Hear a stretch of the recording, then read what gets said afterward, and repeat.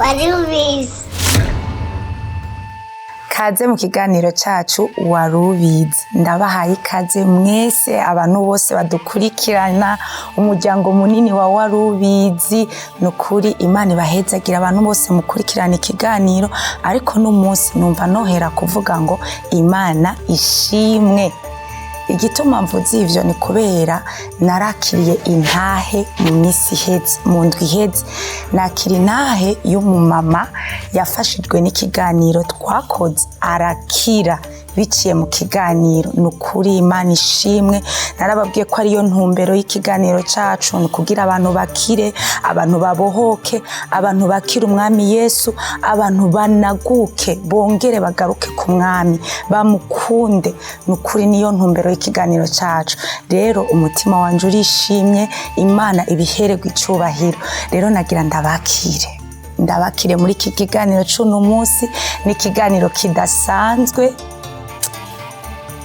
ndakibatuye abakunzi ba warubizi.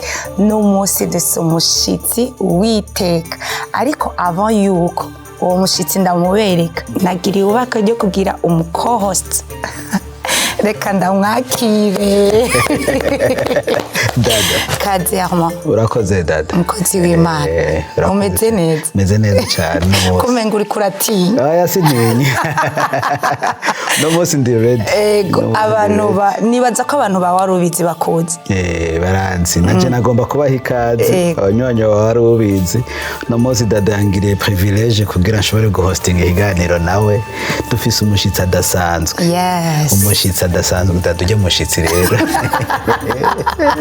Ni challenge yuzuye. Ego. Ni challenge yuzuye. Reka tumuvuge ko gatonya rego. Oya, leva ariko. Nariko ndagerageza kumubaza utubazo tumwe jo. Ego. Ni challenge. Nk'umukozi w'Imana. Nasubiye kwiyumvira ati mbega byukuri ujya umuhamagaro n'umwe. Nasanze imihamagaro itandukanye. Jewe ikintu kihora kintangaza. Je nakuze mbona abantu bakorera Imana ari abantu menga bari classe ahantu, menga n'abantu bakuze, umenga n'abantu bari ahantu nyene babandi tuzi, ariko wewe n'umuntu umujene. Yize ari classe akaca yuzura ijambo ry'Imana. Si ico gusa dada, guheba bya bindi byose yahebye. Jewe Imana twabanza kugana urubanza ndabora ati twaze twumvikane mfitinga hehe. Reka nsaba abakunzi ba warubizi tubasabe vraiment nukuri baze tubane na nukuri muze, nukuri baze babane ikiganiro pe narinze nzamwe. Nukuri turabahaye ikaze mu kiganiro n'umunsi. Jewe vraiment nshaka kumviriza. Aya ndamubaza. Uraza kumfasha. Turamubaza. Ego. Ava yuko ikiganiro dutangura rero nabanza nshaka mutangure mugende mugire subscribe, share, like, mugire kajya ka notification kugira iyi ntahe canke ibiganiro tugira kuri warubizi abantu benshi babibone, abantu bahinduke. Numenya Imana ikorera, numenya ingene Imana ishobora gukora ku muntu. Rero nashaka mubikore hama twongere tugaruke mu kiganiro. Kaze tubane. Warubizi. Warubizi. Warubizi. Warubizi. Christ Life Center. Kaze. Urakoze. Kaze mu kiganiro cacu. Murakoze. Nagira dutangure imisi yose dutangure ikiganiro. Twama dutangura dusenga. Okay. Abatumire bacu murashaka ko ari bo basenga. Okay. Rero nashaka ndaguha ikaze usenge. Sawa. Reka dusenga. Éternel Dieu Tout-Puissant, merci pour ton amour, merci pour ta grâce, merci pour ce moment. Merci de nous avoir permis d'être ici, Seigneur. C'est toi qui as tout ordonné, Papa, et orchestré pour que nous puissions avoir l'opportunité de venir.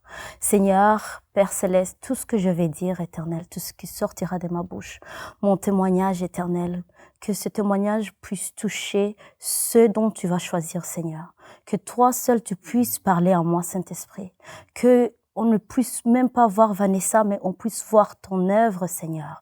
Je prie que cette émission puisse aller loin, pas simplement l'émission d'aujourd'hui, mais je prends aussi autorité je prie aussi pour simplement tout ce qu'ils font ici, Seigneur.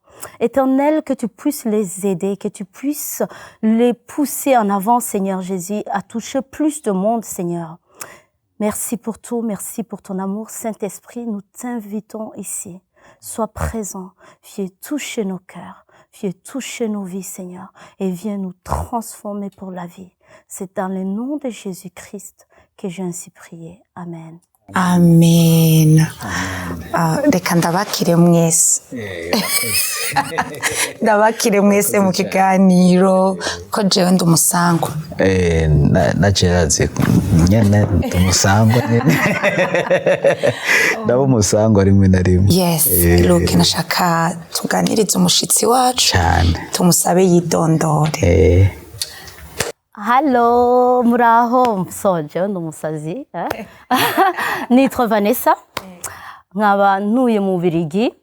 Hama nabonye umwanditse ngo Evangelist Vanessa, bizamfata umwanya menyera izina rya Evangelist, ariko ndi Vanessa, ndi umukozi w'Imana, nkunda gukorera Imana, ndi umurundikazi. Muze kumbabarira ndaza kuvanga indimi zose, ariko ndibaza ko twese turaba international, twumva indimi zose, Igifaransa, Icongereza, Ikirundi, Ikinyarwanda, byose ndabivanga. Mungire imbabazi. Donc voilà. Ari kintu keneye kumenya. Vanessa, umurundikazi. Wavukiye i Burundi? Ya, navukiye i Burundi. Mu Kinama. Ariko abiwacu nibo mu Kamenge. Ariko bakaba baturuka Ijenda. Wow, ibaze.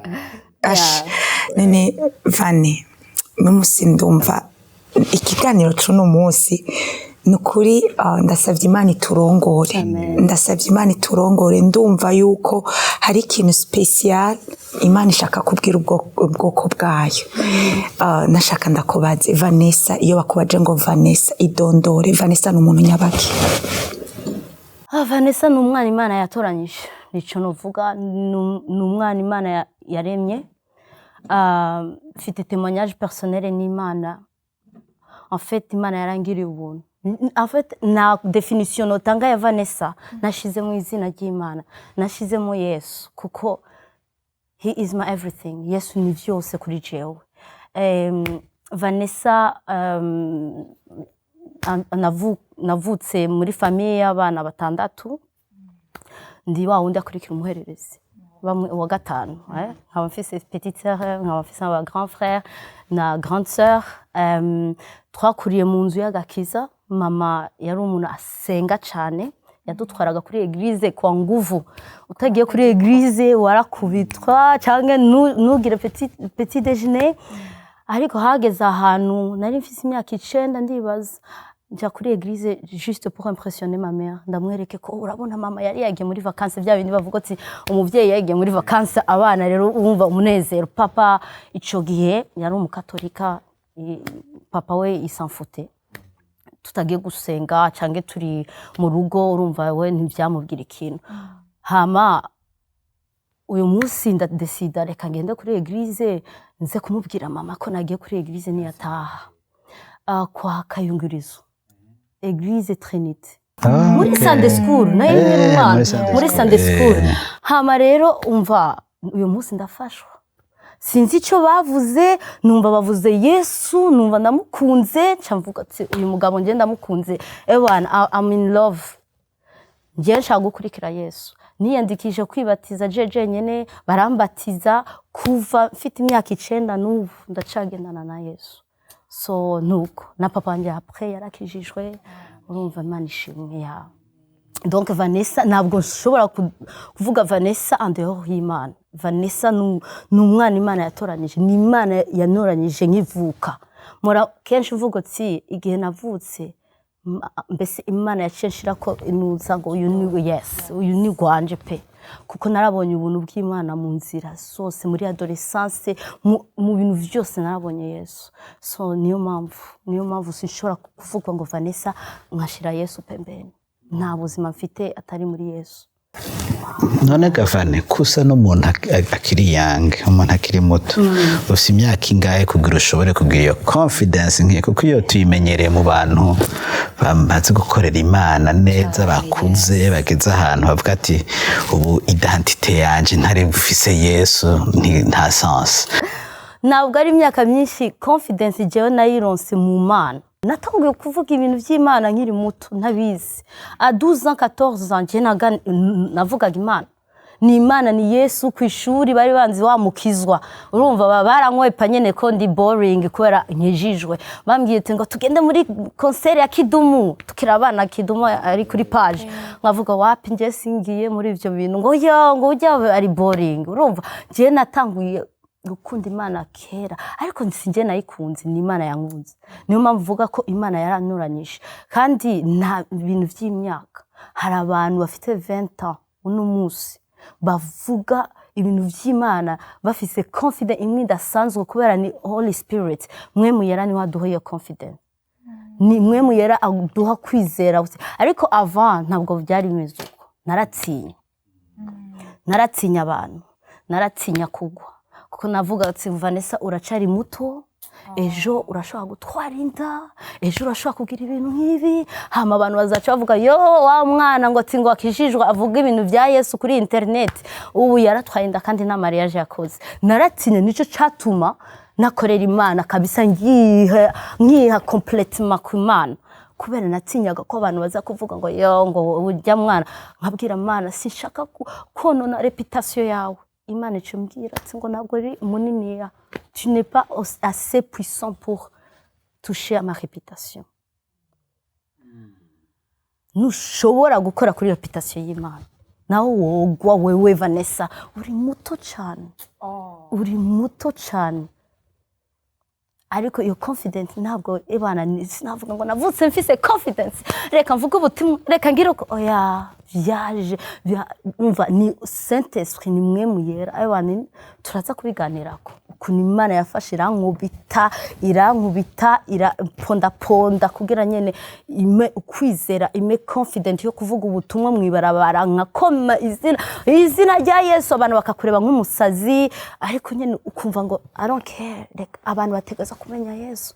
So na confident na myaka ifise, na myaka ifise nimwe muyeraye. Wow, Vane nashaka utubwire avant yuko tuza gushika muri uwo mwanya, ariko nashaka umbwire adolescence yawe. Wavuze ati naratinya, umbwire ego hari ivyo wanka kujamo. Bega adolescence yawe waru Vanessa yari umukobwa ameze gute? Ego uracari muto ariko hariho bya bindi umuntu akubwira ati narakunze Imana nkiri mutonya hama ndagwa hama wewe byari bimeze gute? So adolescence yanjye narayigiriye ahantu habiri mu Burundi, hari igihe no mu Rwanda après mu Bubiligi, kubera nuye mu Bubiligi. Novuga ko nari mfite ubuntu, nari mfite abagenzi benshi bakijijwe nkiri muto. Nari mfise n'abagenzi badakijijwe ariko nyene je n'étais pas influençable. Nje ntabwo nshobora kuntwara mu bintu nashaka, ntabwo nshaka. Rero nkakurira mu gakisa aho. Rero muri adolescence nagiye gusengera kuri Life Center. Nasengera kuri Life Center. Bari bafite ama programme menshi amasengesho, ivyo rero birafasha. Ugasanga abana jeudi bari bafise programme ya prière, ugasanga ijya église nini yakujye, ugasanga abantu aba prière ya jeune aba. Je wasangamo nundi mugenzi wanje w'umukobwa yitwa Monique aririmba kuri église Apollinaire. Twari babiri turabana tukagenda tugasenga, nico cyamfasha kuguma mu Mana, nkagendana n'Imana. Nibuka nshaka kujya i Burayi, abandi basengera za visa, ngiye narayigwana.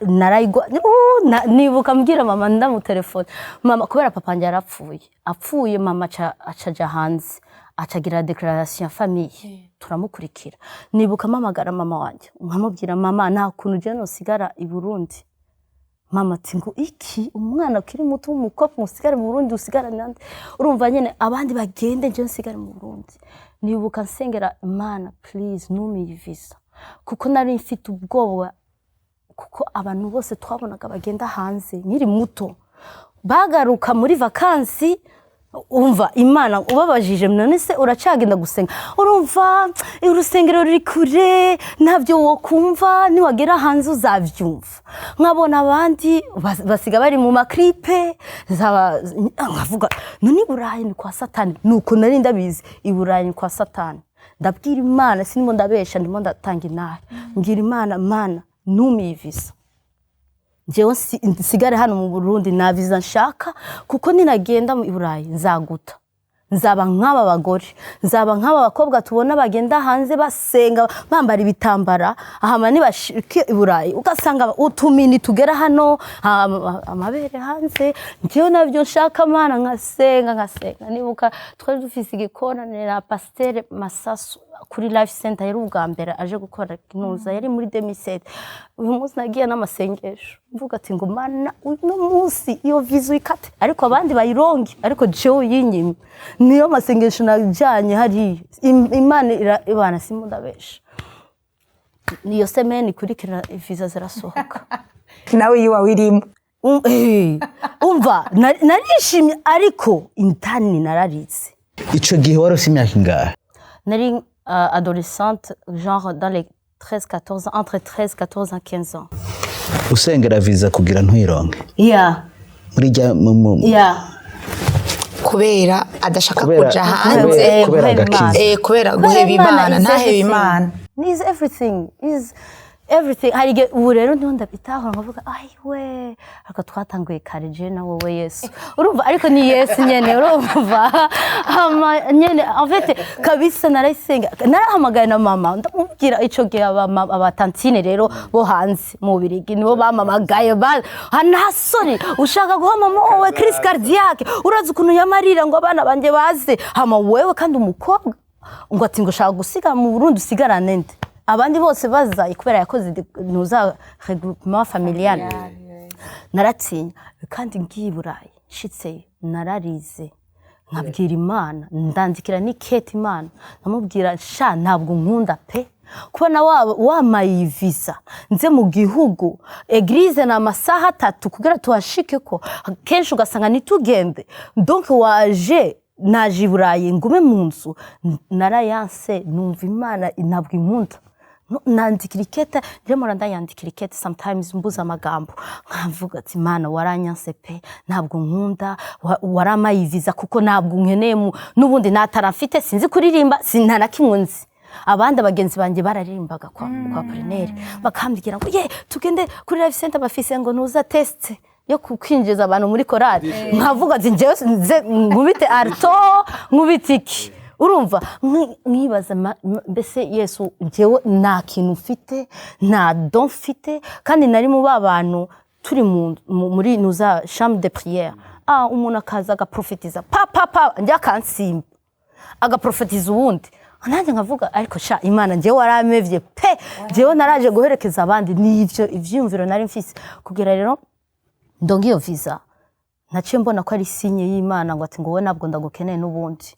urumva ariko rero nta kintu narinzi Imana donc même naho nayishavurira narasubiraga kuri iyo Mana kandi nayivugisha nkavuga umva basi mbabarira kuko nari nabuze papa narabonye ukuntu yabaye papa wacu so adolescence yanjye mu Burayi was just abantu rero bakavuga ati ngo uyu mwana mumuhe gusa imyaka 2 cyangwa mumuhe amezi ngo niyajya ku itunda ry'Iburayi azahinduka, azahora ahamagarira polisi mama wiwe, azahora agenda mu mabwati, azanywa inzoga. Abahungu rero nuko nari mfite ikibiri nyene kinyarwandakazi biki, abantu rero bakaca bibaza rero yo abahungu bose bazaza azamara abahungu bose azazitwara. Ariko Imana uti wapi, uyu ni wangu, uyu ni gwanje, uyu ni gwanje. Imana yarasha. Hari ahantu twagenda gusengera je na petite sœur, tukagira amasaha ne kugira tuhashike, hama nitumare culte, kuko nitwamara culte tubura bisi yo gutaha, tukagenda yo juste kuba mwisaha imwe muri presence y'Imana, hama tugasubira kandi tukafata amabisi. Grand sœur wacu yavuye mu Bwongereza azaratwereka ukuntu dufata amabisi tuhagende gushikana. Imana yaduhezaga imodoka. Umu grand frère wanje araza aronga permis, twari tukiri bato, hama aronga permis, tutangura kuja muri église 45 minutes muri autoroute ugashika kuri église. Nivyo twabishimiraga Imana.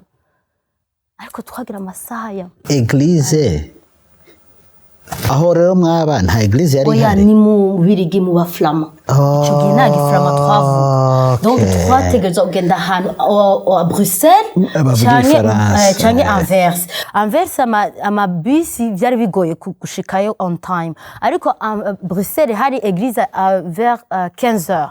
Rero tusohotse 10h kare twashobora gushika on time, ariko ntituyimare kuko dutegereza gutaha kare before the last bus. Twarabikora just because I knew like Imana, nafise Imana ndagojeho.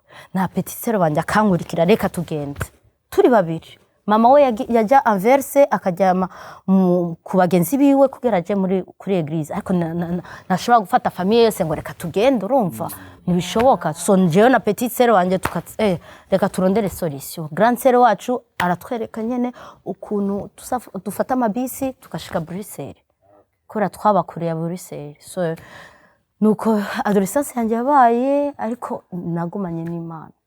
Ubuzima umaze gushika mu Birigi, ubuzima bwagenze gute? Wabaye wahindutse iki mu Birigi? Warize bien sûr, wagomba warubwiye ko iri muto wagomba kuja mu ishure, warize warabandanije amashure, hanyuma wagiye ku mukozi w'Imana gute? Kuko turi mu mahanga, sivyo gadada? Ikintu ca mbere ushitse mu mahanga ugomba kugira ni kwiyentega. Integration yagenze gute?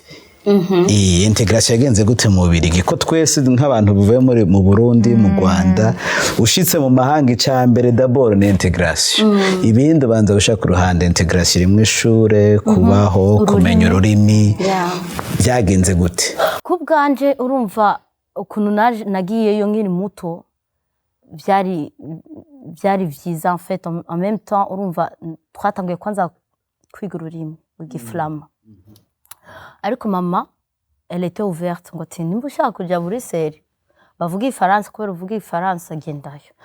Mon frère yarabikoze, ariko ni kure, yavyukaga 5h kugira ashike ku ishuri. Oya nje ndavuga ati ndakunda kwicaranje, ndavuga reka nigi ururimi.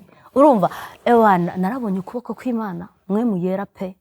Umva mu amezi 6 naracandika Igiflama, naracandika. Baca baransohora ngo ati ngo uyu mwana, kubera twari mu ishuri y'abantu aba international twese twaje kwiga ururimi. Narahindukira umukenya tukavugana n'Igiswahili, nkahindukira hariya umufaransa tukakubita Igifaransa, hama uwundi umukobwa w'umunyarwandakazi tukakubita Ikinyarwanda. Hama ninareba petite sœur wanje twarigana nawe kubera indimi mwese muba muri kumwe.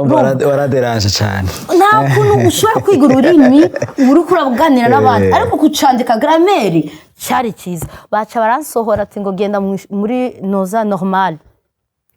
Aho rero niho vyangoye. Sinavuga kandi nje sinitonda, ariko numva nari ibubu rero ukuntu mfite esprit. Ibintu byose ngora negeza kubikora neza, mvuza ururimi negeza kuruvuga neza, ngiriki negeza kubikora. Urumva nari mfise iyo Igifaransa ukuntu nakivuga neza, n'indimi zose nazi indimi ntabwo nza kuyivuga nk'ikirundi aha ni Imana ni Saint-Esprit umva nta kubera nari mfise ni amafyeri kandi ni mwe mumpi umva Imana yarayivunaguye ndaza kubabwira ukuntu Imana yayivunaguye kubera mboshaka aho ninavuga ururimi foko ndaruvuga neza rero hofuma nceceka nuko igiframa naraceceka mu ishuri ariko mu manota nabo wa mbere manota kandi siniga nibiki nabo wa mbere abanyeshuri bakavuga umwana afite ubwenge ishuri byari byoroshe je crois que umwaka wa mbere wa nyuma sinawuhejeje barabonye ko je manuye bacavuga uyu mwana uyu reka tumushire muri nuza sinzi ko mwita high school it's like university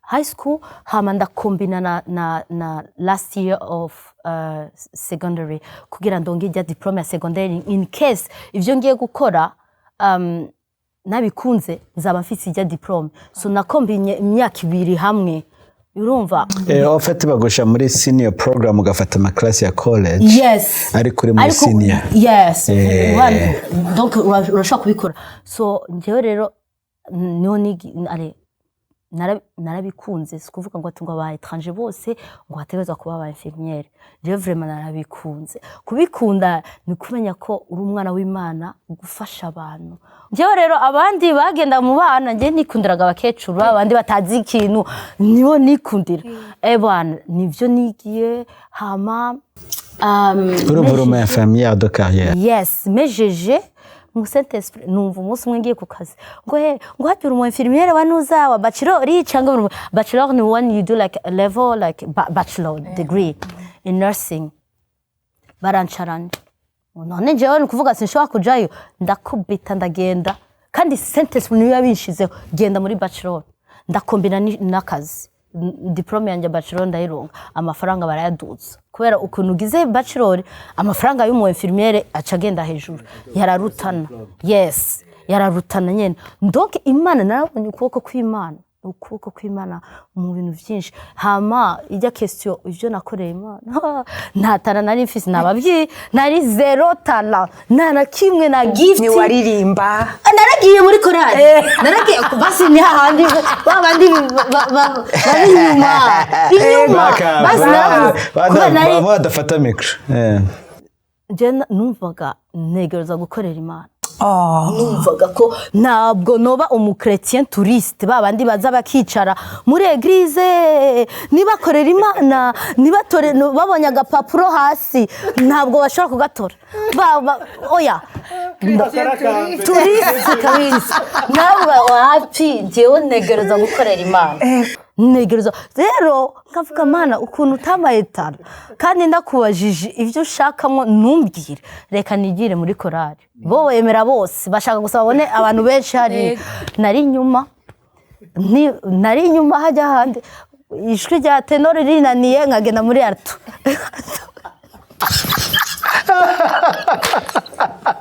Vanessa turabaririmbye rero gacha turileting umuntu yicaye umuntu ahagaze aririmbye tenor niyo shamuriki ubu naje kumva uruganaje ngakuri byavana nawe uhagaze kugira uririmbe soprano yari nakubitaga alto na tenor nizo urumva navanga zijya nyene na base hari igihe bazana abagabo nkakubita base yari iyo sezo imwe iteye ubwoba cyabara n'ikibanza hagazemwe rero kandi nahamaze imyaka myinshi hama batangura kunsaba conduire la prière bya bindi byo gusenga intercession ibiki ndabikunda numva rero niho numva umutima wanjye ariko nyene narasengaga n'ubundi mu rugo ibiki n'ibiki ariko numva umutima wanjye uri kuri intercession hamanda nja kuri kwa pastori namubwira nje nshaka kuintegra equipe ya intercession ambwira ngo tant que infirmière yari église aho nasengera kera tant que infirmière dimanche zose nabwo uboneka kenshi nabona un dimanche sur deux ati umva nta intercession ukora na intercession ukora tuba dushaka aba intercesseurs babe présent muri activité yose mu bintu byose biba muri église babe hariya présent physiquement so mbona ko ari Imana yugaye kandi umuryango ndavuga Mana none se ibi nibiki urumva hama n'ibintu byawe byo kuririmba numva indani mu mutima harageze kubihagarika c'est fini ninje mu icumba rero nkatangura gusenga abwira Mana ariko none jewe vraiment nene maziki muri yisi maziki basireka basimbe protocole ariko nkumva ntabwo numva ibya protocole sije ayo mavuta nayo mfite kandi nta muhamagaro mfise kandi maze imyaka 7 ngerageza muri korale nsubire kandi nkubita indi myaka 7 muri protocole maze imyaka 7 imyaka 7 sha imyaka waramenye première fois oya ubu arto ndashobora kuyimetriza wombo ndashobora yogerageza dacha ndashobora kuyimetriza hama rero icyabaye en fait ndumva narasenze ariko ngiye mu icumba niho ndasenga hakagera ahantu ndimo ndabaza Imana shaka ko ngora iki Mana mbwira nyereka nkasanga ndimo ndavuga ubutumwa mbwira amakusin igitanda ikabati ndimo nababwira ukuntu Imana ari nziza ibikini biki nkavuga yo Mana mbabarira kandi ngo ndi muri distraction urabona bya bindi urimo urasenga ugakora ikintu ukacivuga ngo yo ndi muri distraction mbabarira Satani yantwaye Satani yantwaye ivyumviro byantwaye mbabarira ngasura kandi ngasenga nkigisanga kandi ndimo ndigisha amakuse igitanda ibikini biki ariko sinabitahura ibyo bintu oya ndagusavye tugende bukebuke ngaho Van donc warasenga hama ndabaza Imana niki kwera hari abantu bavuga ngo c'est quoi ton appel ako kajambo narakanga ngo niki umuhamagaro wawe Imana yaguhamagaye gukora iki muri isi naravyanga nkavuga abandi umwe ngo ndaririmba Imana yaramamagaye kuri Tesla Imana yaramamagaye kwigisha rero nje nkaburi ico Imana yamamagariye aho rero fise conflit ya ma langue aussi kwera rero kubera kuvuga igiflama igiflama igifaransa kirimo ama vocabulaire nkatangura kuyakubita mu giflama konfirinjira ndababara kandi urazi uri umuntu ukunda indimi biki nkumva Imana nkavuga Mana rero kubera iki se ntafite like nashobora kuvuga igihe Imana yamamagaye rero iyo conflict nangura kuvuga gukora ama video kuri social media nibaza ko yari when I came kuri naje mu bukwe bwa Cynthia na Papi hi Cynthia na Papi bizu bo muri Arizona urumva nangura kuvuga ubutumwa kuri Snapchat nkavuga ubutumwa hama abantu batangura kuza ari benshi ukiraho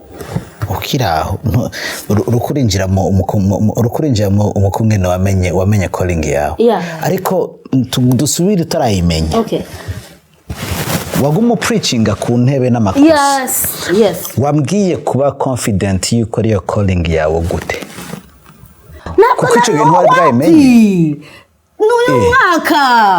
uno mwaka rusikere kwa bene wari kurigisha amakosa uyu mwaka 2023 oya Jackie ntatanguye ijya zina mubona ijya zina niyo yari calling yanjye kuva kera ariko sinayemeraga nukanyite Evangelist naca ndavyumva nyene oya nje ntabwo ndi umu Evangelist no watanguye kuvuga ubutumwa ryari natanguye muri 2015 ariko myaka même avant 2015 narabwiraga abantu ijambo ry'Imana bwana ukiniyuwa unzi Vanessa unyicaye pembeni turavuga ibintu by'Imana jewe Gavane ahantu nashaka usigurire abantu bariko baratwumviriza warasenga uri mu cumba ukaca uhejeje gusenga niho wacu utangura kubwiriza naraheza nagendaga mu masengesho ngasanga niho ndavuga ijambo ry'Imana ku makusin ku biki nibiki hama ngaca nsubira Satani yantwaye mu izina rya Yesu ngatangura kandi Imana mbabarira Mana nkagenda mu masengesho numva kandi ndasubiye kandi mo ndigisha kumba Imana yari mari inyishura nico naguhamagariye gukora nico naguhamagaye ariko nabyo narinzi muri 2015 waratanguye gukoresha Snapchat uvuga ubutumwa nashaka kutubwira iyo journey en fait numvaga nyene reka nkoreshe iyi Snapchat kuvuga ubutumwa kuganira ibya Yesu it was easy byari vyoroshe kandi nari mfise abantu bankurikira abantu nzi nyene nkumva nyene nkakubita ubutumwa rapide nkababwira abakobwa bakiri bato nimwiruke naravugaga ibintu byinshi cyane ibintu byinshi ugasanga ngiye mu ishamba ndimo ndasenga nkaronka message nkaca nifirma nkumva Imana iravuga Imana ikora iki Imana igira iki ndavyibuka cyane nanguye kumva ijwi ry'Imana like nkaganira nyene abantu rero batangura kusuiva bari benshi urumva n'abantu nazi ca ndabihagarika warasengera mu ishamba mu mahanga muri Belgique aho twari dutuye n'ubu nyene aho mama tuye ni hari amazu hano aho hose ni ishamba ukaja mu ishamba akundi mu buri Afrika bavuga ngo tugiye kwiherera mu butayi ukagenda hariya mu ishamba kandi ukagira nk'umuntu wambaye washize amayikuteri urimo uravugana n'umuntu kuri telefone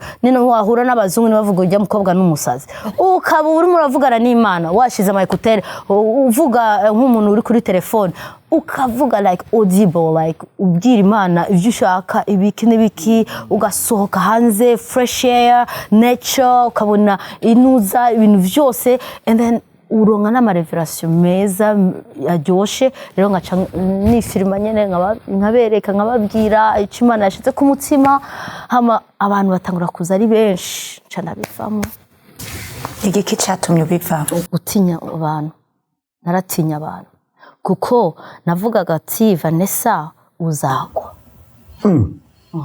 kandi wari utanguye kuvuga ubutumwa yego bangaye tubona ku mateleviziyo abavuga ubutumwa abapastori bagwa nubwo bwoba bwari ubw'ikigavane kandi atavyaha wagenderamwo ni satani hari uwundi ni satani ariko je navugaga ngo nukwitonda ni humility force humility urumva narabonaga abapastori ko pastor ni ngo ho pastori bamufashe n'uyu pastori bagize iki niki ngaca mvuga rero jewe ndinde no one is protected abantu barashaka kugwa nanje mvuga ati ntabwo ngiye kwambika Imana ibara ngo ati ngo vuga ijambo ry'Imana hamejo kandi ari umwiri muto ntabwo nzi ivyo nogwamo ico numva ejo Vanessa utwaye ndawe bagacareba wa mukobwa yavugaga ubutumwa yo kumbe rero bigaca bivugutse ngo yareka nigomera so sinashaka ko abantu baronga ikintu kibi bashobora kuvuga ku Imana sinashaka ko abantu bashobora baca bashira ubuzima bwanjye ngo yarakijijwe donc nakosa ategereza gukora donc naciye ninumira vuga reka mbe umukristo wo muri background niyo mpamvu nikundira intercession ni nagwa ni jeje nyene n'Imana ngaca nihana canke nkagira iki ariko uri kuravuga ubutumwa kuri internet ni wagwa ni isi yose tegereza kubimenya so ico kintu catuma kimbuza gukorera Imana ofete watinya yuko ufatirwa kuri standard y'umukozi w'Imana urumva umaze kugera ahantu ukorera Imana abantu batatangura kukuza ko baba baku expectinga on baba bafite high standards kuri wewe nk'umukozi w'Imana watinya rero gushika kuri iyo standard hanyuma ejo satani agutera ugwe usange habaye ikibazo nari muto mvuga ati ubuse ni ikintu cyaba ejo bakambona muri boîte za alcool tiki ndimo ndatwerkinga kuri video oh my god everything was possible urumva ariko rero iyo yari satani ikindi rero indimi fieri rero yo kuvuga indimi na vocabulaire umengo ni je naremye igifaransa sinasha umva kwishuri nari kwishuri mu Burundi umva hari gihe bamamagara haje probleme bakamagara televiziyo umuntu yavuga igifaransa umwe akavuga ikirundi abandi uwavuga igifaransa yari jewe nkaza ngo turi muri greve nije nakubita igifaransa kuri televiziyo y'u Burundi urumva umunsi umwe nahasugira probleme na directeur ngo nje nzakwirukana wowe ungenda kuvuga kuri televiziyo bagize amagreve kubera nariyemera igifaransa cyari gisukuye pe warose kagatushe ka bien il fut nous fuyons umva yari igifaransa cyakindi ciza pe kagatushe kama rero nje mu giframa nkubita igifaransa ndagishira pembeni ugasanga rero ndimo ndabura amagambo hama rero Imana irimo iramamagara nsubire kandi nigishe mu gifaransa cyangwa igifaransa gisigaye kijugumira kuko nibo abantu nari nzi abakongomani mfite abagenzi b'abakongomani b'abatogore biki kuri nuza kuri social media kandi ukoresheje igifaransa wo tusha abantu benshi muri Afrika unkoresheje ikirundi cyangwa kurusha nkoresheje ikirundi cyangwa iki néerlandais kinerana ndetse yo kucyumva urumva ururimi ndamubwira Imana wapi Saint-Esprit subiza cya gifaransa nimba ushaka ko nsubira gukora za video subiza cya gifaransa cyiza Imana inyereka ko ari ibyishimo ndishima urumva kandi ugasanga ivyo birashaka kukubuza gukorera Imana pride yeah ivyo birashaka kukubuza gukorera Imana yabikweretse gute kuko abantu benshi kuko yarambye uraza kunkorera n'ico gifaransa kipasutse kimanutse kiri perpendiculaire uraza kugikoresha uko nyene yarakubwiye clairement uraza kugikoresha uko nyene nuwihenda mbese ni wowe grammaire ni wihenda na orthographe na vocabulaire canke ngo je suis fatigué nushira ko ga canke ngo je suis une femme ukavuga ngo bya bindi cyo mata urabona ngo féminin masculin ukavuga ngo elle est sérieux hajya kuvuga ngo elle est sérieuse tu vois utro de faute nk'utro Imana imbwira toka kure nayo ngo genda uvugisha umuntu ushaka gukorako bizamukorako nta muntu azaba ariko aravuga ati ngo mva rero vocabulaire Mana hoya navuye no mu mwe mukora amakosa ya vocabulaire oya Imana yashatse kunipasua kufana cha Vanessa wa Vanessa wa Vanessa bashobora gutwenga kubera indimi ariko akorera Imana muri iyo ndimi Vane aho hantu hari très sensible je t'explique hari abantu benshi b'abakozi b'Imana dada sibyo baba bavuga ati no turiko tugerageza gukorera muri excellence ico gituma ibintu byinshi tugomba kubikora muri excellence n'ikorwa cy'Imana kigara excellence dutinya gukosha ikintu cyose ni excellence ariko wovuze ngo Imana yakubwiye ati pfa kuvuga ubutumwa malgré les erreurs malgré incompétence nta nuko ata excellence birimwo abantu barimo barapfa bajya mu kuzimu ngo urimo rarondera excellence abantu barimo baraja mu kuzimu tutavuze ubutumwa bwa Yesu abantu barimo barapfa buri munsi hari abantu baja mu kuzimu kandi mwaricaranye mu munsi mukuru mwaricaranye muri bisi mwaricaranye ku ishuri mwaricaranye mu bitaro mwaricaranye ahantu henshi ariko ni wamubwiye ijambo ry'Imana uyu muntu agapfa akaja mu kuzimu ngo ndimo ndarindira excellence ngatusame kantu akombeza Imana tubabarire akombeza akana ijambo ry'Imana rabivuga c'est clair et net ninda zababwira Yesu ninda bazamumenya gute ko ata muntu yugura akanwa ababwire Yesu ninda zarungika ko ndimo ndarondera umuntu urazi kuntu bibabaje nje narisomye iyo shambo birambabaza ku mutima ukuntu Imana yaturemye kuko hano yaraduhamagaye kuri mission yaraduhamagaye tuyikorere hama agaca avuga ngo ndimo ndarondera mu isi wono rungika nkabura iyo jambo igihe narisomye ndonga iyo revelation n'umwaka nararize ndavuga Mana warandemye na mission pana yo kuba marié yo kuvyara yo mission zacu twese zambere gukorera Imana mariage ni cyiza Imana yakiremye ariko mission yacu ya mbere gukorera Imana abantu bamarapfa Imana ikareba ivyo yaremye ikibaza ninde nokoresha ko bibabaje ninde nokoresha ninde norungika ninde nokoresha kandi ariyo yaturemye rero urimo rarondera excellence abantu barapfa ngo ndi muri excellence ndimo nda perfectiona range ndimo nda perfect urumva uno munsi watanguye na kamera zitatu ejo uzagenda ku kamera 8 hama ejo uzagenda zazindi zakata nta montage ni direct publicity kinjira ariko ntivyakubujije gutangura niyo kamera ntivyakubujije gutanga urubu ata view ufise ko urazi ko abantu bategereza kumenya Yesu nukarindira excellence rindira kwanza eglise ronga abantu rindira eglise irunge aba followers niho nzabikora. Tangura ejo bazaba guhamagara mu makonferanse, uzava inyuma y'iyo kamera, reka mprofetize, uzava inyuma y'iyo kamera ugende muri konferanse baguhamagare bavuga ati ngo dada umukozi w'Imana wa undi yakora cya kiganiro dukunda cyane gikiza abantu araje, ugendeyo kandi uvuga ijambo ry'Imana kandi abantu bakiswe. Nuzaba gusa inyuma y'amakamera ariko watanguriye hano. Hama rero ngo tungo dukeneye excellence. Kuko aho niho abantu benshi bihendera. Niho abantu benshi bahusha the opportunity to serve. Kurondera excellence ni kandi hari abariko barapfa. Abantu barimo barapfa buri munsi. Kandi Imana izabatubaza.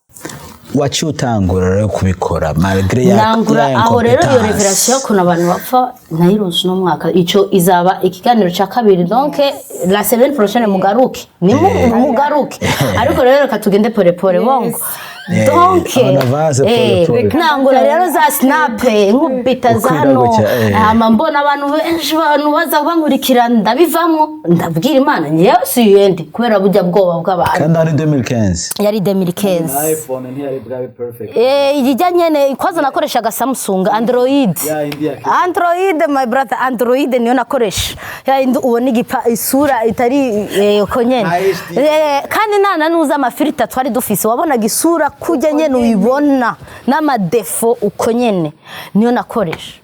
Hama umusa agera ahantu hari igihe uguma hahandi mu gakiza ariko Imana irakureka uguma hahandi mu gakiza ukumva iyi stagnation ni iki mu Kirundi? Ni gutekana. Comfort zone. It's never comfort zone. It's like ntabwo utera imbere. Comfort zone uba ubishaka widedem. Ni freinage imwe idasanzwe. Yo muri spirituel jewe kuri jewe itangura kuzana frustration. Nkumva ndimo nkavuga no God. Hari vyinshi. Uyu si Imana. Hari vyinshi nkeneye Imana. Shaka gukorera. Nabaye wa muturiste navugaga ngo aba chrétien touriste ni jewe rero sigaye nica ko hari indirimbo yafashije yanuza Daniela na James kugana kana narukwawe nanje oya ako kapartura kazi guko ako gaparti ko gutarukwa je nawo cyo nugusindwa oya nkoresha ico amamagariye ako gaparti umenga ari revelation kubera niyo mpamvu muririmbye hano musenge mumenye ko ivyo muriko muraririmba bishobora gukora umuntu ntabwo ari amasengesho ntabwo ari predication nabonye nako gaparti katumye nicara nkavuga ivyo ndimwo nibiki niko katumye nsohoka muri korali niko katumye nicara nka turiste rero vuga ati Imana utambyico wamamagariye ndayikana ngiye kwicara kuko urimo uratumwanya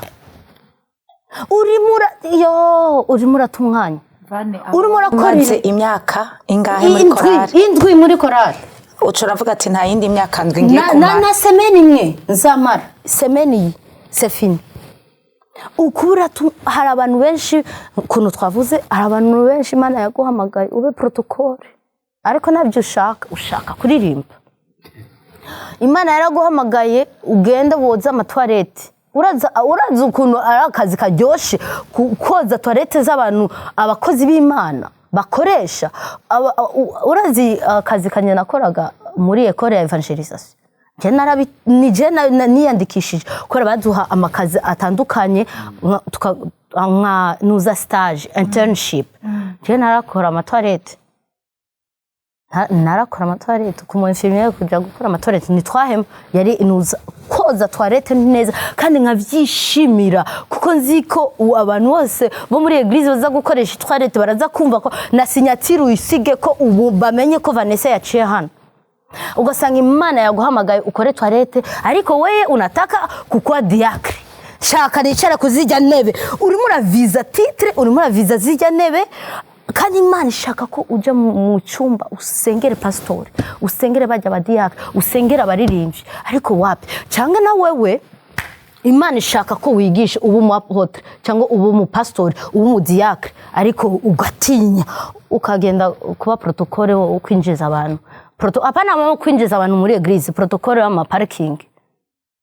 Ni wowe werekana abantu bashira imodoka, ni winjira muri eglise kandi uzi ko Imana yaguhamagaye wicare hari imbere wigisha. Wowe ukibaza gukorera Imana gusabi ni vyiza wapi? Urimo urakorera Imana aho itaguhamagaye, ata grace yaguhaye. Uko napoteza muto urimo uritesha umwanya, bivemo icara ube turiste hama uvugane n'Imana. Uvugane n'Imana. Nuko naciye ndabiheba ndicara hama stagnation iraba stagnation, ndarira ndavuga Mana nyereke ico niki no gukorera. Hama Imana imbwira uti tangura rero ubu na Snapchat nshaka, mbona ufise aba followers igihumbi kuri noza Instagram. Nkavuga Instagram niho bajere bose bahari, ngende gukora iki kuri Instagram? Instagram nago postinga verset biblique sinabikora, ariko Facebook nakubitaga ama verset biblique every day, nashiraga verset biblique, ariko ku visage yanjye wapi? Ngo ndimo ndigisha ijambo ry'Imana wapi? Ngo ndimo video wapi? Na postaga amafoto na verset biblique. Hama Imana imbwira ngo nshaka kugira video. Nibuka yari anniversaire yanjye yari muri 2018, ndicara ndakora video, ariko uyu munsi nari napfuye, yari jewe, ariko it was two things: mvuge yes kumana canke vraiment umuntu muri jewe apfe. Apana gupfa kumubiri, gupfa kumwema. Numvaga ngiye muri danger, ngiye hahandi abantu bashobora kunkritika, abantu bashobora kumbwira nabi, abantu barashobora, ariko ndavuga Mana ndabihevye ndabikoze. Niho napostinze video yanjye hambere, niho naciye nangura gukora ama video, nkatangura kuba ouvert n'ibintu vy'Imana. Bwana sifuchiki kitu, sinanyegeza nuko sinanyegeza. Nkabwira abantu nkavuga ngo Imana irabakunda ibiki, nkashira ama video kuri Facebook, kuri Instagram, ndi Bwana ariko ubwoba bw'abantu nashiraga video nkaca ninyegeza. Iminsi nimo mbone kuri Instagram ngatinya abantu, uko byari bimeze. Hanyuma hagera ahantu Imana ngira ko mve muri eglise aho nje mu yindi eglise. Ivyo birananira, navuga ati ujya se pastori wanje narakimwe yankoze, nta problème fils none niki. Kandi Imana iduha vision, nje na petite sœur wanje kuvyereke eglise ngo tuveyo, kandi tubwira specifiquement aho dutegereza kugenda.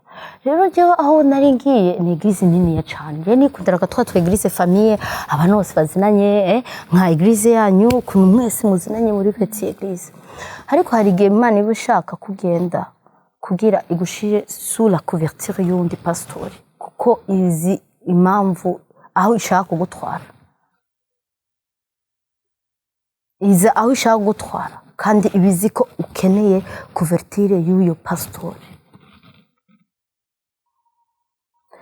Narasezeye hajya, reka ndababwiza ukuri, abantu bakunda gusohoka mu ma eglise, njyewe pasteur nimukave mu ma eglise ejo bundi.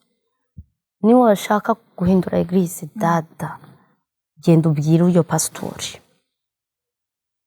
genda ubwire ngenda agiye, Imana yamamagaye ahandi, kandi mpaka urongo umuhezagiro w'uyo pastori, mpaka urongo umuhezagiro pastori wawe. Utaronse ijya benediction nukagende. Hari abantu bisohokera mu eglise ukuntu bashaka, niwe uno munsi bari muri eglise, ejo ugasanga bagiye mu yindi, hama ejo ugasanga bari mu zindi. Womenya secret spirituel ibihari. Iyo ni esprit ya rebellion ufise. hajya pastori wawe ni papa wawe ntushobora kumuvuga nabi hanze ntushobora kumwambika isoni hanze ni ijambo ry'Imana rirabivuga donc narasezeye ndamubwira pastori ndakiye yabifashe nabi yo bike utegereza gusezera hari abantu baponyoka ntibagende utegereza gusezera pasteur wawe uronge benediction kandi ntukave muri eglise n'ibintu by'amafuti pasteur na ameze ukuntu peut-être okay ameze uko kuntu peut-être Imana ishaka kumusengera peut-être Imana yabikoretse umusengera ntiyabikoretse ngo uce usohoka ngo ugende mu zindi eglise niyo mpamvu abantu benshi badakura mu gakiza kubera bahindura ama eglise abandi nabo bagasohoka mu eglise ngo kubera bagiye kurondera abagabo mu zindi eglise ugasanga hajya muri rya eglise uvuyemo niho hari umuhezagiro wawe hari amakondonation abantu barimo batazi kuko wavuze nabi umukozi w'Imana donc birakenewe ugenda usezere nuvuge nabi pastori wawe kandi umusezero nk'umugisha kubera hari couverture y'umupastori ku buzima bwawe rero aho Imana yashaka kuntwara hari couverture yari izi ko ikenewe y'undi pastori kubera sinatahuye ubu ndabitahura ndavuga okay now I understand kuko mvuye muri iyo eglise nkinjira muri iyo nouveau eglise hari déclenchement spirituel yabaye hari déclenchement spirituel yabaye imwe idasanzwe mu buzima déclenchement spirituel yabaye ariko ni Imana yambwiye ko hageze kugenda si jewe si kubera pasteur ngo afite umutima mubi aho ni kubera pasteur ngo yo ujya pasteur oya sisha nitukagenda uko dushaka so ni kumvira ijwi ry'Imana kuri every step gendana na Holy Spirit chuti udafise mwemu yera uko napoteza muta abantu bose batazi mwemu yera niki ni mugende muvuga icongereza mugende musoma igitabo Good Morning Holy Spirit bazakubwira neza ico gitabo kizagufasha duke na udafise relation na Saint Esprit na namwe uzagenda nk'umukizwa kwanza reka ndababwire ko relation yanjye na Saint Esprit yatanguye itevye kubera iki kubera narayitinya jewe nikundira Yesu ariko Saint Esprit sinamufyinisha mwe muyera sinamufyinisha kuko ukuto kumenya kuko nabonaga ijya verse ivugutse ngo ngo Saint Esprit ntabwo ababarisha ariko uko zikosa ku Mana irakubabarira kuko zikoza kuri se ncamvuga uti uyu mutipe wapi jewe ntabwo tubonana je nikundira Yesu azambabarira buri munsi ariko uyu Saint Esprit atababarira abantu jewe se ko nta muntu yovuga ngo ati ngo si ngo nacaha nkora ndavuga Saint Esprit jewe vraiment ndagusonera ariko wapi narayitinya Saint Esprit narayitinya kumbe n'umugenzi wa mbere ushobora kuronka nk'umukristo n'umugenzi wa mbere kandi igihe namwakiriye en fait naragiye muri conference numva ikintu ngo genda ugure igitabo yari Saint Esprit ni kubera yari present mu buzima bwanjye Saint Esprit ajya wakiriye Yesu nawe ari hariya ariko rero ifu kumenya ukuntu mukorana yes communication numva ikintu ngo genda ugure iki gitabo kuri Saint Esprit ndavuga ati ngo njyewe icyo gitabo ngenda namubwira ujya mugabo imi gitabo kizimbutse office kuri Saint Esprit n'amafaranga sishaka kuyashiramo kandi cyoroshe gusoma igitabo ndagenda ndagisoma niyo naciye mvuga ati yo kumbe uyu niwe Saint Esprit uje nawe nuko mina yeye uko sindavyumva abantu bavuga ati ngo nasenze ntabuzame ngo ngo ntage mu bindi cyewe mbona ko umuntu akijijwe amasengesho ni no stop kubera ko ubu uri kumwe na Saint Esprit ugenda na Saint Esprit ukinjira muri Walmart na Saint Esprit nuko Saint Esprit ashaka kubwira Vanessa raba urya mugore genda umuvugisha donc Saint-Esprit muhora muvugana nje akazi kanje nari mu modoka kenshi jeje nyene rero yari kuri yicaye hajya yari ayafise intebe ebo kandi twaravugana igihe nambaraga za maske byari byoroshe nta numwe yabonaga ukuntu mvuga ariko ubu ndavuga hari igihe nyene sohotse hanze nka kubita za ekutere ngo ndi kuri telefone kuma nibo ndavuga ndimo ndabwira Imana ariko mu modoka ndavuga nkavuga abantu bandebye ni leur problème nkavuga nyene mwami ebo Saint-Esprit ujya mu patient mvuyeho yashavuje pe eba nahaswe urumva nkamubwira nawe akaca mu rezo ujya buri munsi atanga rezo ku bandi ninjye mba ndi mu ikosa urumva nuko rero tugendana nyene na Saint-Esprit ariko ni ikintu ntushobora gusengera abantu bamenye Saint-Esprit bagire relation na Saint-Esprit babane na mwemu yera ujyamane na mwemu yera uvyuke na mwemu yera uje muri douche na mwemu yera uvuge ushavure na mwemu yera kandi ushavuye na mwemu yera aragufasha ni wawe uca kubwira ngo pole pole calm down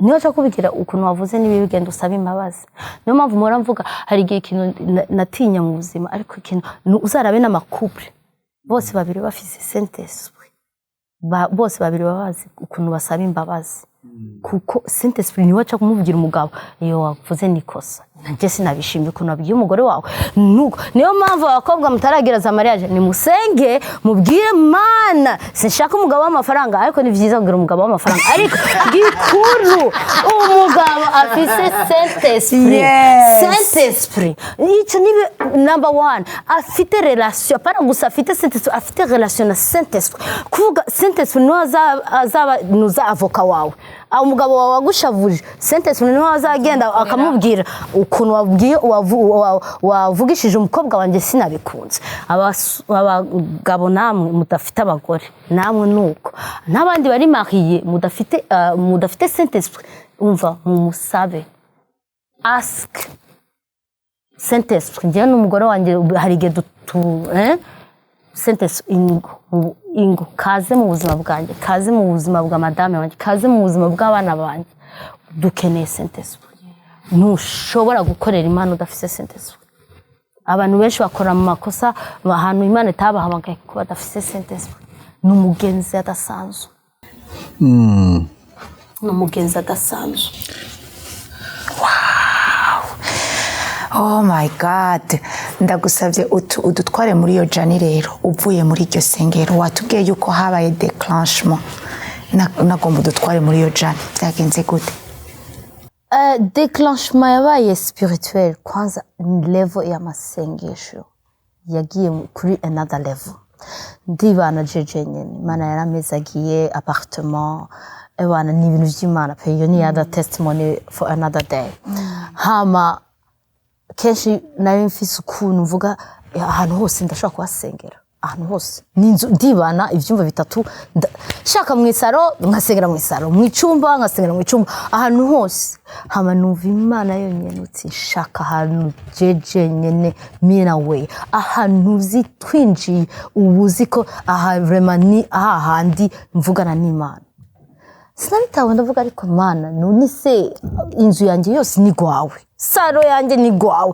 aho njyama ni gwawe hose turashaka kuvugana imbira ngo tinshaka icumba c'amasengesho ndabikora ya icumba c'amasengesho hajya vraiment c'est important hari igihe tugera icumba c'abashitsi icumba c'ibiki icumba c'amasengesho ahantu uzi n'abana bazi ko mama agiye hariya ntawe umukorako ebana naho telefone naho tantine wa furane yaza mama ari mu masengesho byabindi nyene uzi abana pare ni icumba c'amasengesho kandi you don't have ntabwo ukeneye icumba cyose na ahantu hato uziko ariko uhinjiye uziko aha ni hahandi duhura n'Imana nico cambere hama iyo eglise ni eglise hagaze ku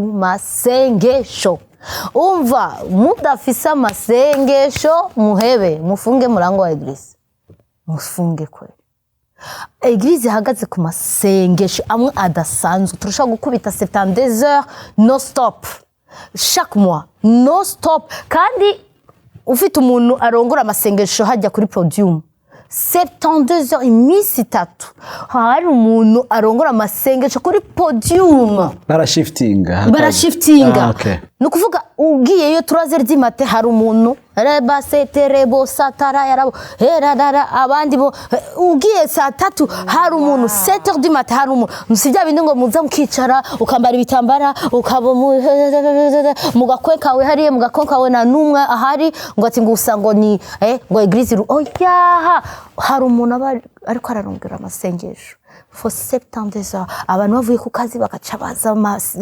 nijoro ugasanga eglise iruzuye n'amasengesho gusa we wibaza ko usenze uko na déclenchement umva acceleration muri calling yawe nivyo vyabaye mu buzima bwanjye acceleration imwe idasanzwe muri calling yanjye mbese pasteur aranzi izina ntabwo anzi izina kandi ntabwo akeneye kumenya ariko hari protection yiwe iri kuri jewe ukuntu nitwa ko ndumwana wo muri sengero hari protection yiwe iri kuri jewe coverage niyo mpamvu ejo ninava muri rya eglise sinza muogope kabisa niyo mpamvu utegereza gusonora urusengero nitukaba iyo jambo ntabwo ushobora kurivuga hano ariko ntitukaba abandi yego murazi nyene umva hari ikintu senga utafite eglise mu kanya genda mu rugo senga mana ni he ushaka kuko iyo coverage ukira mu ntarayikeneye urayikeneye kandi if you miss up with that urashaka kugenda mu yindi eglise ukaguma muri rya covering y'ujya pastor kuko utasezeye ukavuga nabi mbese ntibyanditswe muri Bibiliya uvuze nabi umukozi w'Imana yitwa ko imbere y'Imana ari papa wawe byashikinde bace babavuma bajya abana ngo babonye papa wabo wari ubusago papa urumva nico kimwe ni papa wawe mugakiza ni papa wawe Imana yamuhaye authority on your life niyo mpamvu ugiye rero mu eglise mbi uburi muri yo nyene covering y'uyo muntu utabizi niyo mpamvu bisenga bazi Imana nugakurikira abantu ngo kubera uyu ameze uyu pastor ndamukunda senga umenye icyo ukurikiye hama ni wemera kuba munsi yinuza ya covering yiwe musonere pastor wawe ntabwo afite nukamufyinishe nukamuvuge nabi hari umuvumo ushaka kugukurikira uvuze umuntu umukozi w'Imana nabi hari igihe n'ikintu ninya abantu nazi abapasiteri barikoni ukumva nyine ngo tungujya n'umufeke jewe ndabitinya ntabwo ndamuzi ndashaka kuvuga gusa ntabwo ndamukurikira ntabwo nkurikira ibintu vyiwe ntabwo numva arekini ogopa kusa kuko navyuzi mbese wararonse vision cyangwa revelation Imana yaguhaye kuri uyo muntu okay ariko ta revelation kubera wumvise kanaka yavuze ukunuko nawe ugaca wugura kanwa ure pasteur wa fake tazi urewe ni dutinya Imana rero hama kuri eglise yacu dufise ikintu cyitwa esprit ya excellence mu rutumo twakorera Imana barakwigisha esprit ya excellence yewe nta gucereko bakwereka uwo turiko turakorera ukorera nde ukorera oncle wawe grand-mère wawe tantine wawe ukorera Imana dada I can remember igihe wagiye Jess nagiye iyo ariko ndibaza umuntu wese agiye mu bintu vy'imapuro kurondera visa ukagenda muri interview no bakubwiye saa 2 shika 6 saa 12 z'igitondo bakubwiye ngo ati ngo genda kwa directeur aragukeneye saa 3 ushikayo saa 3 ugiye muri interview y'akazi ushikayo mu kazi ariko rero wa wundi yaremye vyose Imana imwe idasanzwe Imana yaremye isi n'ijuru ukaza ngaha utevye ukaza kuri eglise utevye bavuga ngo itangura saa 4:30 11 ni uri muri makia Imana itubabarira 11h uri muri make uri mu rugo ukumva nyene nuko rero twafashe Imana tuyifata nabi tuyishira hasi nibihe urazi ko Imana yonora umuntu yonora cyane Imana hari abantu badakura mu gakiza hari abantu Imana idaha ibintu kuko bafata ibintu vy'Imana nabi Imana ivuga ati if tu n'es pas fidèle mubike ni gute ntushobora kuguha vyinshi nimba mushaka ko yeglise Imana ibaha a big bâtiment mungo hari abantu baba bashaka Imana izadutwara mu kibatima kinini amen Imana izaduha uruzu runini amen hariko rero muri noya yabahaye Imana ishimwe cyane ni nziza cyane ntabwo ari noya pe ni tukayigaye ni nini ya cyane ni kandi ni nziza Imana yarabahezagiye urumva iyi nyene mutayifashe neza munataka muende wapi munataka bapatie nini bitangura gusonera amasaha y'Imana uzi kuje gukorera umva reka sinshaka kuguha definition y'Imana bongo ni tuje gukorera Imana man duje gukorera uwaremye isi n'ijuru tuje gukorera wa wundi udashobora kudetrona abami barapfa abandi bakavayo ariko Imana ni Imana ni yindi nishobora ni yindi dahinduka ni yindi yatanze umwana wayo kugira ize ni yindi dukunda ni yindi yo hama wowe unakwena jikogota hama ntabwo how respect kuri jya bizi nibibaho nuja kuri podium ntabwo ukora akazi utegereza gukora kandi uca ugenda muri renyo bakabwira genda kandi usenge ubaze Imana kubera kuri murayikorera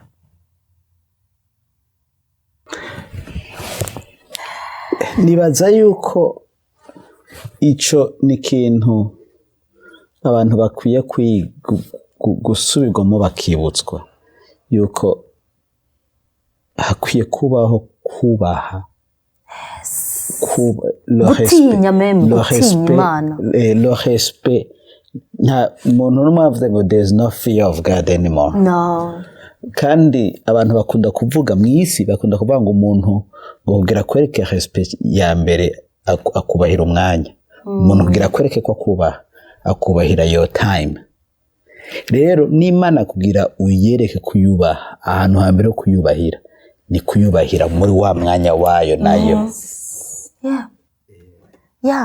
sonera koze ibintu nk'ibi nyene mwavuganye n'Imana lendi tuzakora ibi hama mercredi dushire ijya video online urumva nivyo wavuganye ndibaza ko ari message yavuye kuri Saint Esprit urumva hama rero hazageraho Saint Esprit azaza guhindura program arashobora kuza akavuga ngo no hari umushisi nzanye tuzakora ibi nibi shaka uzabigire uko nuko Saint Esprit uri attentive kuri Saint Esprit ariko rero utangwe kwikwega ugatangura ariko Mana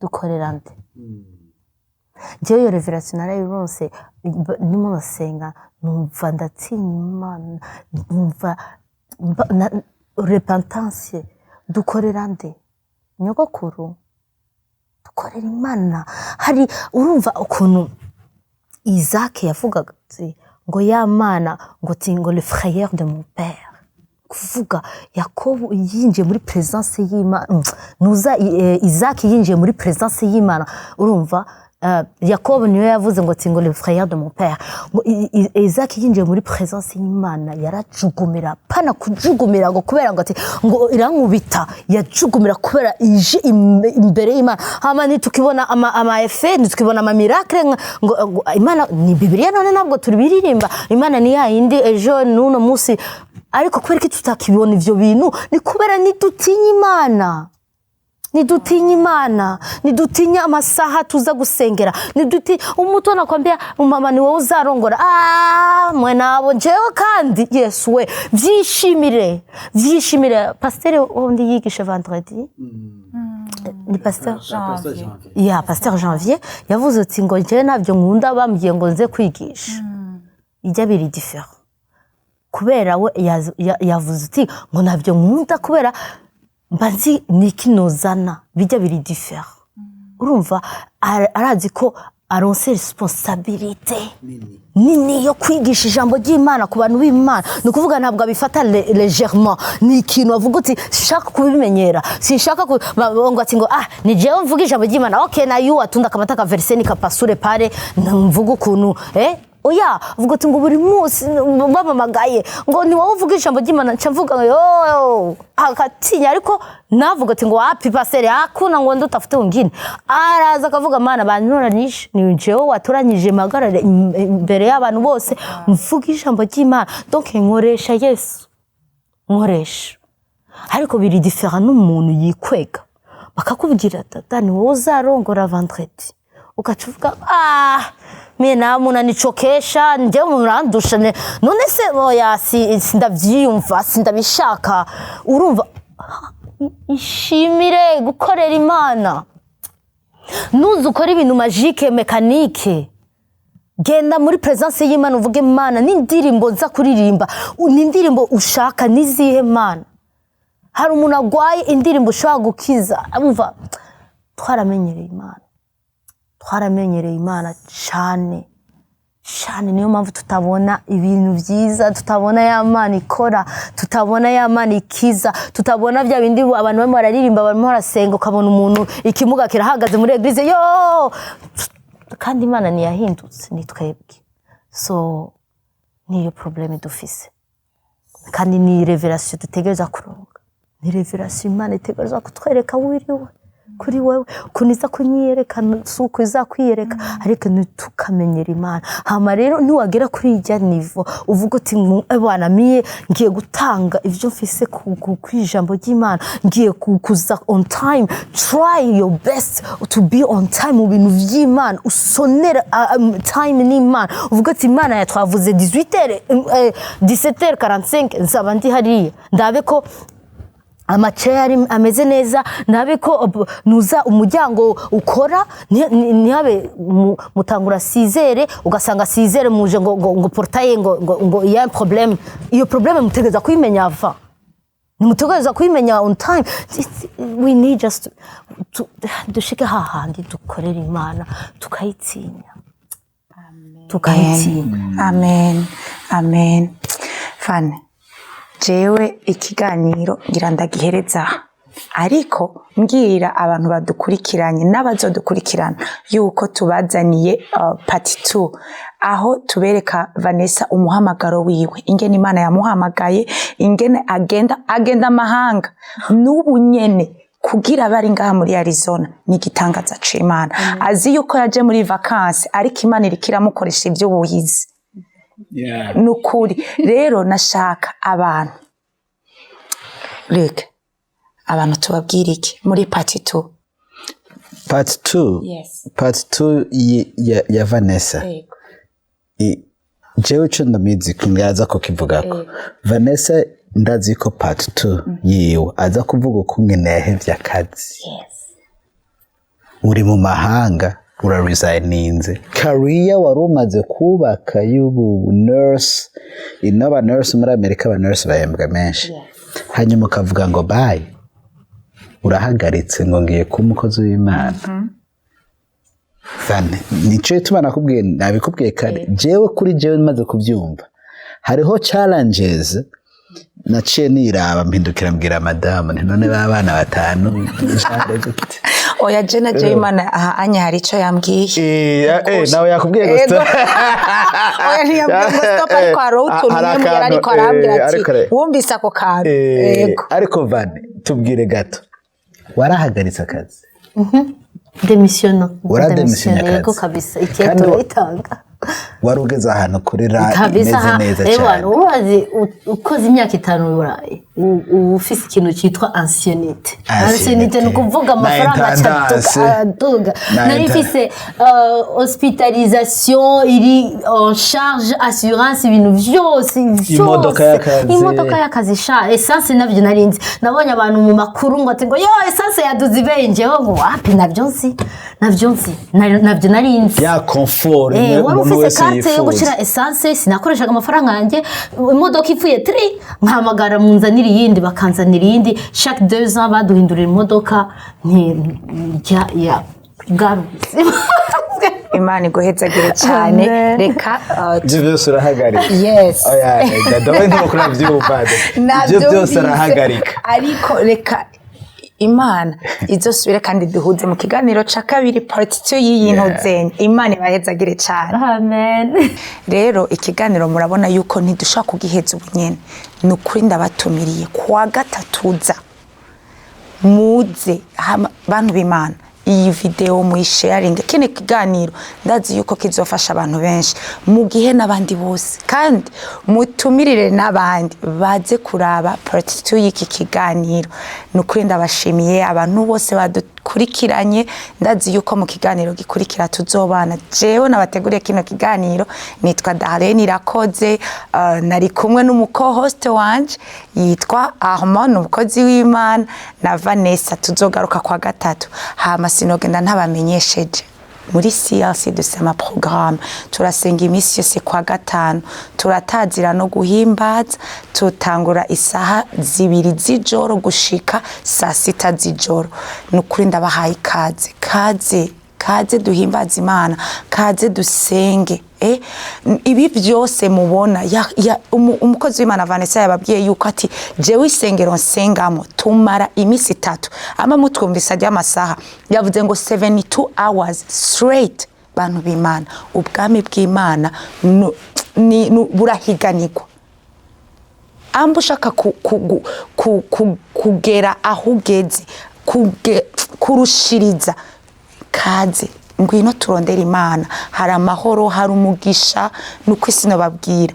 Rero no kwa Mungu tugaterana kandi kuva isaha 4:30 gushika 1 PM kazi. Imana ibahezagire. Jewe nabategure kino kiganiro nitwa Darlene Irakoze. Ndabakunda. Wari ubizi